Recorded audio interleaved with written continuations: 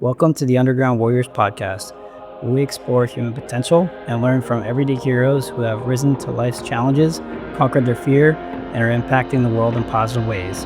I'm your host, Jon Christian.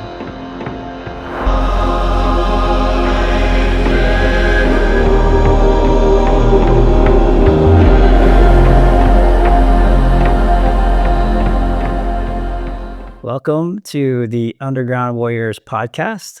Excited for you guys to join us today. And we're diving into the mindset and strategies and grit for those who refuse to settle. And Jon Christian. And today we have a very special guest, someone who's a very good friend of mine and the master of transformational arts, success, and high level entrepreneurship. Alex Moses is a serial entrepreneur, business strategist, and expert in human performance. He sold his first company for 9 figures.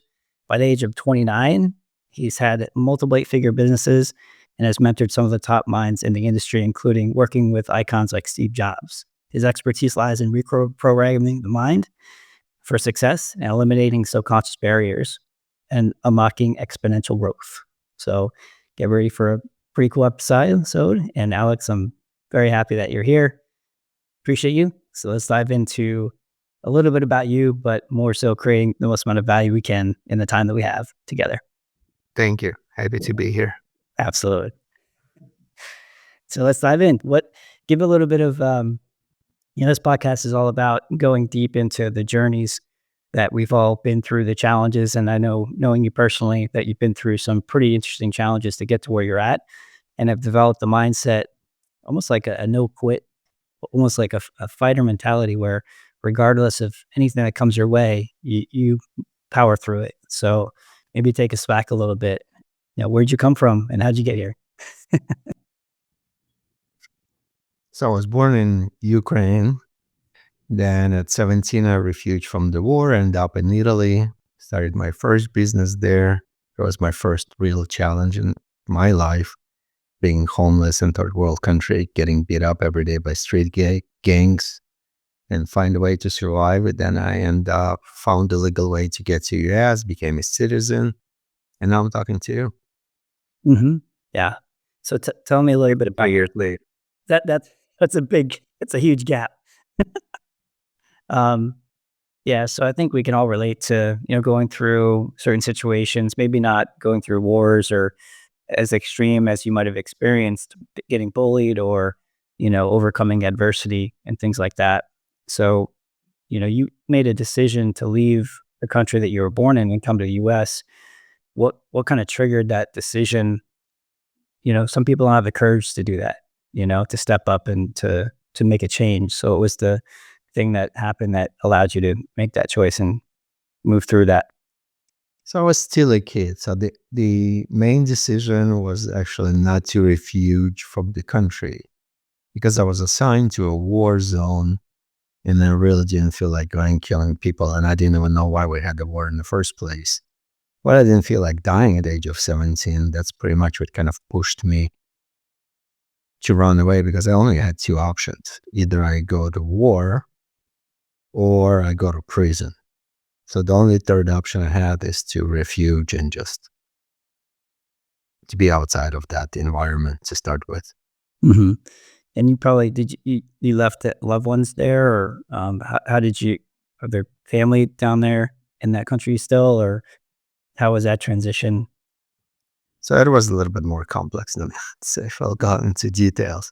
Yeah. So I did have some family left and some actually came with me, but I was still by myself. So we were kind of split at that moment, even though we refuged from the Ukraine together, but in Italy I ended up to be actually by myself for some period of time. I had to figure out how to survive. And some family I had to just do the legally, bring them over to US once I got here. Right. Yeah. And when you got to the US, you were kind of starting over from scratch. And, did you immediately get into entrepreneurship, or was the path there? Because this podcast is for impact-driven entrepreneurs and leaders and people that are on that path to pursuing their dreams. And oftentimes when we take that leap of faith, pursue that, everybody's journey is different. I know you said that there's a lot of luck sometimes in the journey, but I think there's also a lot of resiliency and commitment to a vision of creating something. So, how did that transition look getting into, either a job or a business? Like, what did that look like? I don't know if you call it luck. I would call it more by some, I guess, spiritual accidents. I don't know how to pick the better words for it. I've never wanted to be in business to per se. I always wanted to be like a rich person. That's why people come to America from the other countries for like American dream. But when I came here, my first job was like at a gas station, where the lowest paid, the easiest job to get. The second job, I was washing cars at a dealership. That was like a step up for me. Just to do detail at dealership, wash cars before people pick them up when they buy them. So there was actually no any business involvement for me for quite some time until I was in my mid 20s. There was literally no business. So I came to US. I was like 18 years old. So between 18 and 23, it was just the gas station. Then I was washing cars. Then I moved to Los Angeles. That was in San Jose, California. Then I moved to Los Angeles. Los Angeles, I got into sales. So that was like the low-hanging, easy job on commissions. And I was doing like selling newspapers doors to door. Then I got a little bit more intelligent. I thought, oh, I want to make more money. I want to start selling cars. And then I wanted to make more money. I want to start selling stocks, commodities, and so on, and so on. And then I moved to Indianapolis, because I wanted, I met a girl. So I moved to be with her in Indianapolis. And I got into insurance business again, selling insurances. And when I moved back to Los Angeles from Indianapolis, that's what it's like a necessity happened, because through my financial career, I become an executive very early. Like at the age of 24, I was really executive in a financial firm. And I didn't want to start from the bottom when I moved to Los Angeles, but nobody would hire a 24-year-old to be an executive at a financial firm. So I thought, okay, I don't like that. So I have to figure out something, how to change that, because I saw the gap, because I thought have all the skills. I already proven myself. I was already top salesperson. I knew the industry inside and out. How come I cannot get a job? It's really frustrated me. And that's why I started the first business. Not because I wanted it to, because I didn't have a choice. And then I met Steve Jobs by pure accident, and I realized I have to be in technology. And I went to the trade school, started my own company online, and that's the one that was sold for 9 figures. And the rest you pretty much covered. Yeah. So you went through a pretty big jump from almost having nothing, or, to really struggling to having a pretty large exit, for a company.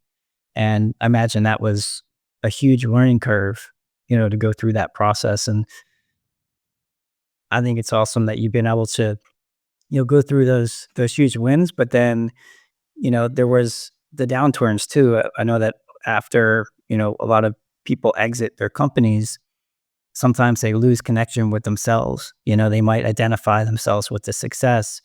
And there's a shift that I believe you made after you had a few heart attacks. And, that was hard. I think the first heart attack was shortly after that exit, right? So your body might have been paying a price. So I actually had stroke. My first stroke was at 26. The second at 32. So I didn't have actually a heart attack for a while. I had my heart attack at 40, even though I sold company at 28, but actually, because it took a while. So technically it was 29, because the whole process and stuff. So it's very interesting. Yeah. Everything is just life. And do we identify with success? 100%. We do. That's why success is not a good teacher. Success is like the worst teacher. The failure teaches you stuff. Success is just builds your ego. Mm-hmm. Yeah, 100%. So what do you think your biggest failure was, that was the biggest lesson that people kind of take away? So we can kind of get into some of the nuts, the meats and potatoes of all the lessons of coming away with it, and also, stepping into becoming a monk for a little bit, studying as a monk or under the monks. You have a very unique personality, and one of the things you study is personality. And there's not many people that have this heart-centered, like, very, very heart like, loving, compassionate individual inside this very logical, practical, mind as well. So, like, that yin and the yang, where you have that love, but you also have that, like, grit and toughness and tough love as well, and straight out truth, so you don't hold back from speaking your truth as well. So when we dive into a little bit around that, like the biggest failure, and start talking about some practical things that people can take away from this conversation. So the first thing is all the way till I became successful, I was actually pretty happy where I was. I was always making money. I didn't have much problems with relationship. Once I got to the next level, that's when the problem began. And at the end of the day, since then, I had more nights that I was going to bed or hoping I don't wake up than the ones that I thought I'm so happy to look forward to tomorrow, which is realistic life of the entrepreneur because the level of stress you have. And I remember I've read by Patrick Bet-David, he ended up in the hospital because he was getting constant panic attacks. And Alex Hormozy mentioned in his books, he would go to sleep and hoping he won't wake up. This is reality. This is what real. It's not all the successes. Successes takes minutes to appreciate, but the pain stays there forever. It never goes away. And some people think if you make money, the things are good. Actually, when you make money, you lose reality. You lose people who important to you, and you start acquiring people who are fake, who like you just for your success and not for who you are, until you lose it again, and then you realize they disappear with it at the same moment. If we're gonna go into deep stuff, after I had my psychological breakdown, I ended up in a Zen monastery because I thought that was the only place for me that I could find myself. I was spiritual since the day I was born, as you know. I don't know why. I have no answer to that. And I've always been attracted to martial arts and, all the Eastern philosophies of the Zen Buddhism. To me sounded like totally cool stuff. Actually, I still have this book. This is the only book always on my desk, Tao Te Ching. So Taoism is kind of very close to what I believe in. I even have the Buddha on my desk, the crying Buddha, to let people know that I still feel the pain every single day, and he's there to take it away from me, to cry for me. So I don't have Argentina crying for me. I have a Buddha crying for me. So what I learned when I got to a monastery, I think that's what touched me deepest in my life is after a while, first when you go there, it's a silent monastery, you think that everybody's crazy. And you're wondering what the heck am I doing there? And this is like the stupidest idea. These people are like absolutely nuts. And then after a while, I kind of caught up with the why I'm there, and the world started changing in the perception of what is important in life or what is actually true and what is made up. And I realized that everything that I lived until that moment was a lie. I was never truly alive. And I was sitting a little at the top of the mountain there and looking to nowhere there. I wish there would be an ocean view. It would be a better story. There was nothing, literally, just nothing to look at. But just looking in nowhere and realizing this is all there is. This is what important. That peace of mind, that bliss, that feeling of absolute freedom is more important than anything else. But unfortunately, it did not fulfill me, and I had to come down and start all over again and go in the world of entrepreneurship and torture. Well, I think as an entrepreneur, you got to like a little bit of suffering or challenge, and if everything was easy, I don't know if it would be as rewarding. I mean, just like with any competitions or sports or learning martial arts, or for me, it's surfing or, soccer. There's something to playing guitar. And I think the one thing is there is the pain of it, but then there's the suffering. So do we choose to suffer in this life versus embrace whatever challenge or pain that we're feeling in the moment?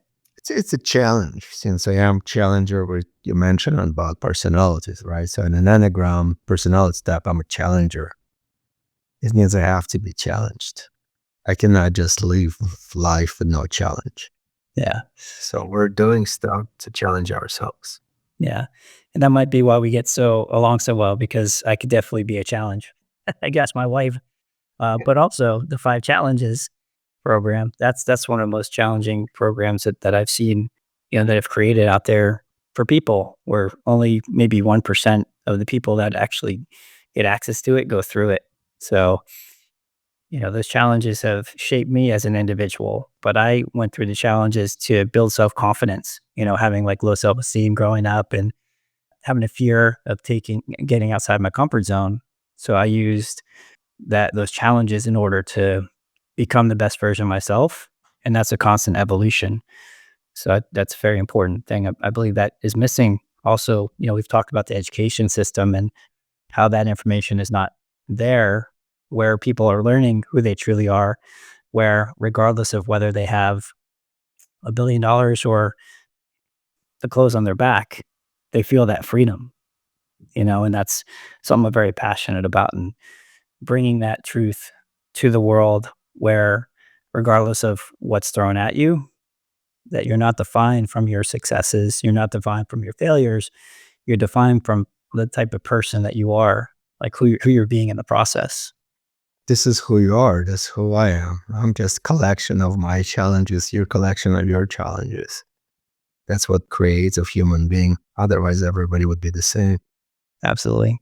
So if we could give people some challenges or some things to think about that they can apply immediately as we're going through this conversation, maybe we pick, what do you think, like 3 strategies or 3 things that could potentially change people's life by implementing them today.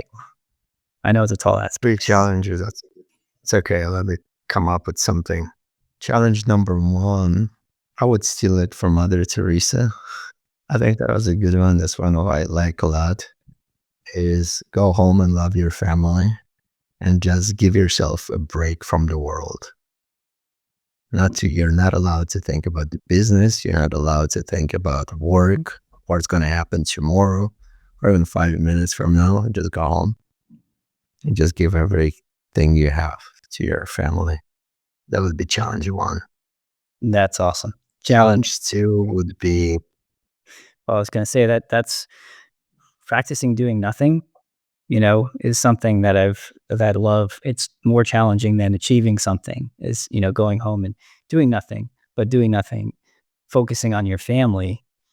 And for me, all that other success doesn't matter. Nothing matters unless I have that family unit feeling loved, feeling important. You look at all s- a number of stories, success, and many times you see divorces or children that aren't necessarily connected with their parents. So if we could solve one challenge in the world where families weren't pulled apart by society, by success, by like all the things that go on, I think that's a beautiful thing to focus on as a first challenge. 100%. So if you're listening, Jen, Amber, Brendan, I love you. All right, challenge number 2. the second challenge. Second challenge would be find every single day somebody who you can help who cannot reciprocate to what you helping them with. I don't care whether it's at the store, on the street, in the business. Just show one thing of kindness, every single day. Find somebody. It's very easy to do in today's world, in the business world, because there's like social media. If you cannot find anybody, there's somebody always looking for help. So Mhm. just find one person a day to spend 15 minutes to give them something that can be beneficial to them, that without actually expecting anything back whatsoever. Yeah, 100%. And even sending out a thought, a lot of times we feel like we got to do something physical, which is awesome, but it may be simply waking up in the morning and thinking about this person and sending that energy out into the universe, to support them. But 100%, like if there's an opportunity to help somebody physically in this physical world, that's huge. What who is a person that you can remember through your journey that embodied that? You when we first met, you recommended the Go Giver book, which I read, which was amazing. And I've always naturally gone into interactions, releasing myself from outcome, kind of releasing yourself from outcome and showing up and being present. Because I think a lot of times as entrepreneurs, and even when you were in sales, there's this attachment to an outcome, to a sale, to achieving this thing, which takes away from the relationship and takes away from the success. So maybe speak a little bit to somebody in your life that showed up in a way that completely blew your mind and supported you maybe in a time when you were lost or, struggling. Like, was there a specific moment that you remember? That would be you. Ah, that's so sweet, Alex. Well, I told you I'm the one, so I think you're the most selfless person I've ever met. I appreciate that. So so wait, say that again for testimonial? No, I was kidding. Yeah. Uh, I'll be more than happy to. yeah. No, You're always there for me, no matter what I ask you, no matter when. You're always. I've never met anybody actually like you. I've been in the business world, so I was not fortunate to meet people who's actually like stepping out of their way to help you whenever you need with anything. I think you're actually the only person. So I'm 53 now. In my 53 years, I've never met anybody like you. yeah. Well, I appreciate you saying that. I mean, you're pretty one of a kind too, so, I think what it is. That's good. Yeah, I really see the truth of who people are, and, a lot of people, can judge others pretty harshly, you know? And, when I first met you, like, I you have to have a little bit of tough skin to hang out with you, you know? And, not take things personally. And I knew that whatever advice or feedback that you're giving me was all around in a loving way, but most people can't see that, because they're stuck in their ego. So what I do is do my best to release myself from my ego. And anytime I feel something that I feel like it's personal, like it's not, it becomes about me. So when I start to feel like I'm judging somebody as good, bad, right, or wrong, I immediately do my best to release myself from that and then know that the reality of it is an illusion potentially in my mind. So that allows me to be more present to every single human being. Really, I mean, I've worked with thousands of people now, and there's common patterns. And I study consciousness and pioneered conscious human performance as a way to look at the way people operate. And I think it's about compassion, and acceptance. We talked about that early on too, is like accepting yourself, accepting others is something that's very freeing as well. So I think a lot of people get in their own way from an ego standpoint when they're connecting with people. And they've been programmed based on society to value certain things. And I think every single human being is valuable regardless of whether I've made homeless people cry by having to write their obituary, and I've worked with guys that are making millions of dollars a year, very successful, and I've been at tables with billionaires, and I realized that everybody's a human. When I was growing up, I used to put people on pedestals, right? And then you step into this like people pleasing type mindset to want to be liked, but it's all about it's all about love, and I think that's where we connect. Is like what it all comes down to is can we be the most loving human beings on this planet while we're here and not be changed. If we're these divine beings inside and life gets thrown at us, can we stay as pure and as close to that divine being inside of us? That's if we're all one, and you know, can we stay connected to that? And I think that might be what you've sensed over the years is being connected with that as closely as possible.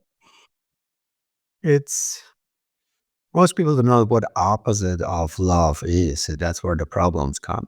Do you Mhm. know what the opposite of love? Nothing, like nothingness, emptiness. Very close. Indifference. Hmm. Because once people realize that this is their opposing love, but don't care. Hmm. And that's when you just care. The world is a different world. Yeah, yeah, I agree. All right, challenge number 3. Number 3, okay, let's do something with the business because I want to help people actually to make money. Every single person that I worked with who came to me and wanted to make millions or even billions in today's world, because I'm never winning. The millions are not covering anything anymore these days. We're in a billionaire, we're probably going to have a trillionaire soon with the way economies go. People want to make money, want to make a lot of money, and some for good reasons, just to help their family and support the loved ones, and some just from ego perspective. But before you make millions or even thousands, you have to learn how to make a dollar. So I want to challenge somebody to start something new today that they thought about it but never did, and find a way just to make $1 with it and try to multiply on that dollar. Yeah, it's that reminds me of the paperclip game. You ever play that? We have a paperclip and it'll trade it up. So there was a challenge I did in a like leadership development. I forget who originated it, but I think the original person that came up with this concept traded a paperclip up to a house. Like he actually got a house. So paperclip traded for like a, a dollar, or and that dollar he turned into 5 and 10, turned into whatever it was. So the idea of potential and creating your own reality, and that goes into that abundance thinking versus scarcity, or conscious based versus fear based thinking. So thinking about what your resources are, whether it be a thing or people or money, and adding value to it in some way, shape, or form, leaving it better off than it was, I think is what you're saying. How can you create value in somebody's life and have that energetic exchange of a dollar or that first dollar? And it might even be a non-monetary exchange initially. It could be an energetic exchange, which then turns into potentially a referral, you know, to some business or some money. It's a different way, the different world of energy, because money is energy as well. Yeah. So you want to get in the right path of actually exchanging something of a value Yeah. for something of that actually the energy can be exchanged for something else. Yeah. That was a big breakthrough for me. I don't know if you can buy anything more for $1. Okay, let's make it $5 because there's nothing you can buy for $1 anymore. Yeah. Well, five's my lucky number, so I can go along with that. And plus, it's 5 challenges. So that's the big. Let's make it $5. Okay, $5 it is. And I've growing up, there was always that kind of mindset where there wasn't enough, and there's just those money grab moments that I've worked through over the years, and like money came along with like guilt or, um, not having enough. So yeah, there was a good book that I read. I think it's the You're a Badass at Making Money, was really cool. And then The Millionaire Mind. And when I started realizing that money is actually a divine pursuit, as opposed to being something that's bad, and like, rich people are shrewd, or like, not caring based on, the advice that I got growing up, or the experiences that I saw. That was a huge shift for me. And realizing that the more money one makes or I make, the more impact that I can have in the world. And that was a big realization, and not pushing that away and allowing myself to accept that, receive that. That's been a real big shift as well. So, when Zerkers is a, It's interesting because I literally got a comment the other day because you mentioned like rich people are bad and some people that I like and some people I don't have money. Mhm, But the comment was about the Grant Cardone, and he's not the most favorite person. mhm, But I got to defend him like big way because the guy said, "Oh, if you're like Grant Cardone, you're just there just to rip people off.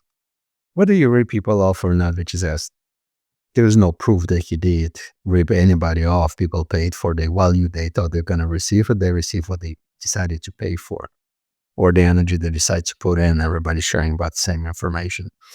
What people don't realize about people like him, he actually has over 1,000 employees that he feeds their families. So people don't want to give credit to somebody who actually feeds thousands families every single day and mhm. supports economy in one way or the other. So most people who like to complain about guys like him usually cannot even feed their own family. Right. Not even talking about feeding thousands of families. Mhm. So it's people are people. They're gonna do what they do. Even the bad people still do a lot of good. Mhm. Yeah, I think it's all about perspective too. And, I think support comes in many different forms. So somebody like Cardone has a certain approach that's going to appeal to a certain personality type. And that personality type is going to be pretty much better off as a result of, engaging or learning. But somebody that may not resonate with there might be another teacher or another person that can support that person. So I think everybody has their own expression. I think everybody's communicating the same information underneath it. Like underneath, there's just like knowledge and wisdom that everybody knows, but it gets filtered through the individual and then expressed through that individual expression. So if you can find the truth in all the different programs and things out there, the thing that works for you, because it's going to be different. Like every single human being's different, every single business different. There's 1,000 different factors inside of that. And I think the most important is that if anybody says, I think you said this before, if anybody says they know what they're doing, they're lying because they don't. You have some sort of direction of like, hey, I've done this before. This is a result. We could see if it works for you, but we don't know if it's going to work. Um, that's the real honest truth, is that we really don't know until we know when we're going down a path. But the challenge is most people don't go down that path long enough to move through all those challenges and failures and, things that don't work. Even since I've known you, like we've gone through like things that have not worked, like, but who cares? Like that's part of, we built a friendship along that, which is more valuable than anything we could have, well, maybe not monetarily, but anything that we could have created.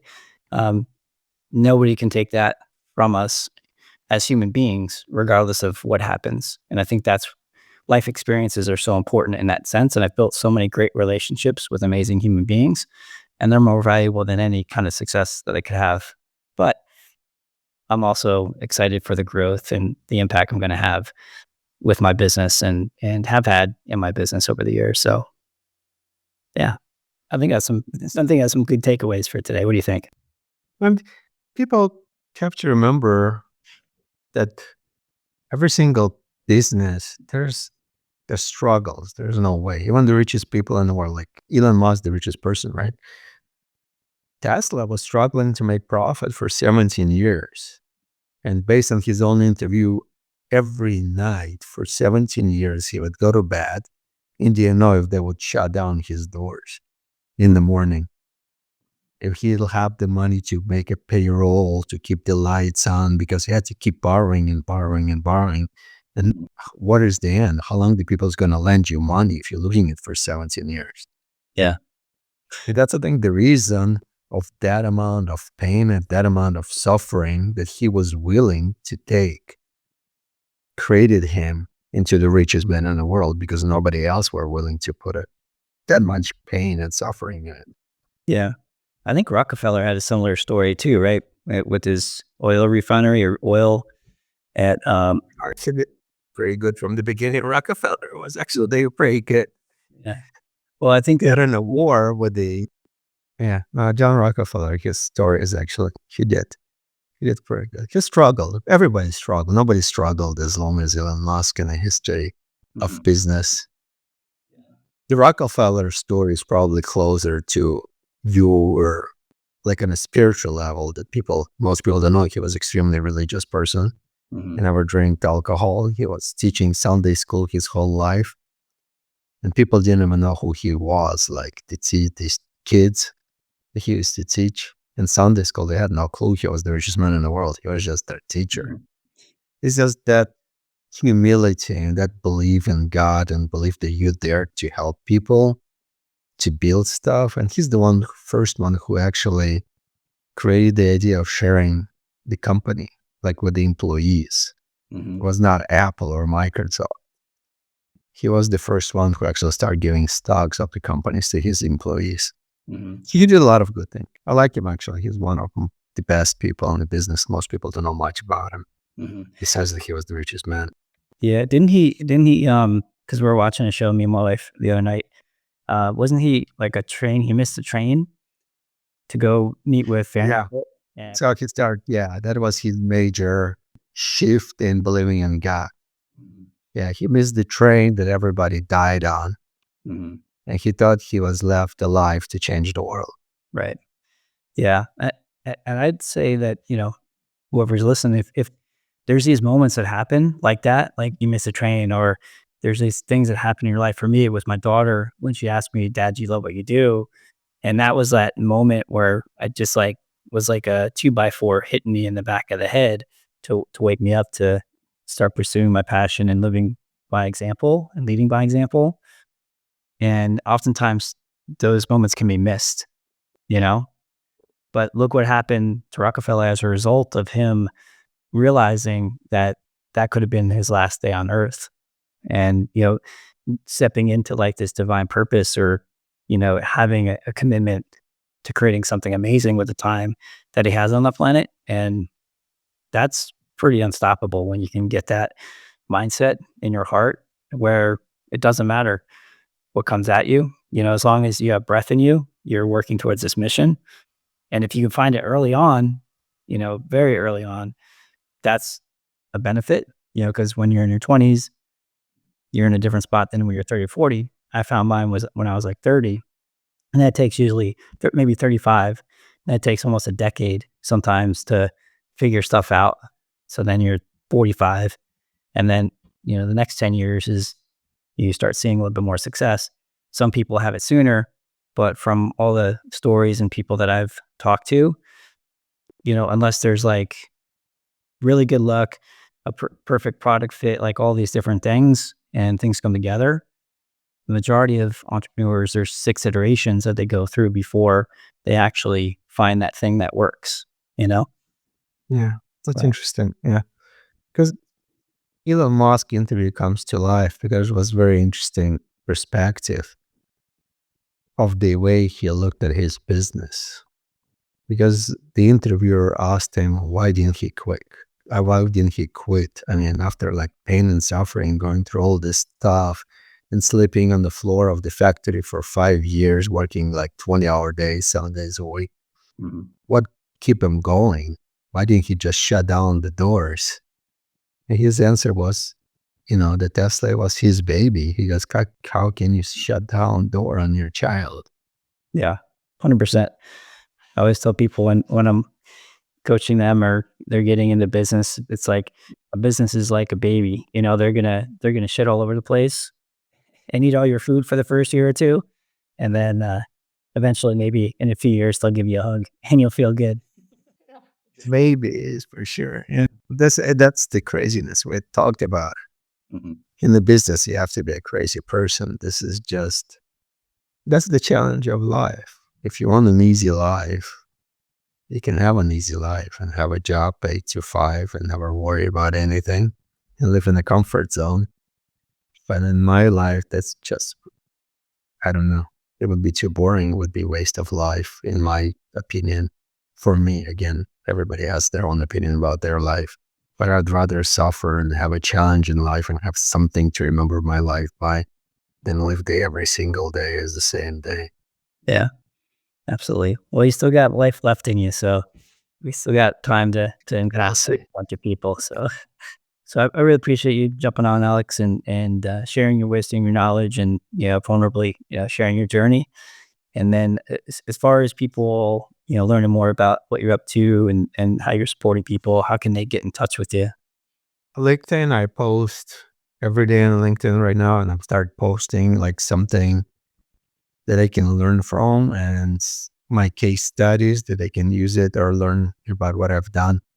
So I'm doing it daily right now. LinkedIn, I think, is the only social media that I'm a part of these days. I don't go to Facebook or anything else anymore. Cool. I'm trying to stay within professional community as much as I can. Yeah, Because everything else is just pretty much work. very cool. All right. Well, Alex, again, I appreciate you so much. And for those of you guys tuning in, thanks for checking out the Underground Warriors podcast.